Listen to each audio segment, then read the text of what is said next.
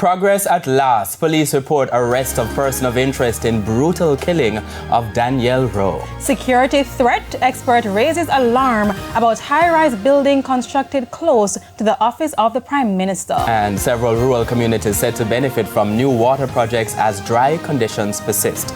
Good evening and welcome to Primetime News on air and online at onespotmedia.com. I'm Archibald Gordon. And I'm Kalisha Williams with a preview of what's to come in business. Here's Javon Keys. Well, Kalisha, by next week, we'll find out whether the court will grant approval for the receiver of Mystic Mountain to sell the entity. I'll give the details a little later on. Thank you, Keys. And Jordan Fort is also here with a preview of what's coming up in Primetime Sports. Well, Archie, more than 24 hours later, the history-making Reggae girls are finally back home. I'll give you what they had to say on their arrival at the Sangster International Airport in Montego Bay a little later on in Primetime Sports Friday. Romain is also here with a preview of what's to come in the weather reports.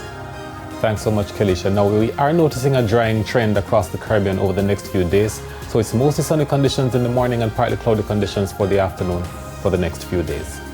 Thank you, Romain. There's also sports commentary, E-Prime and E-Prime in this newscast. But before the break, the feedback question. And this evening we're asking, what concerns do you have about the number of high-rise buildings being constructed in the country? You can share your comments online, facebook.com/television Jamaica and tweet at TVJ News Center.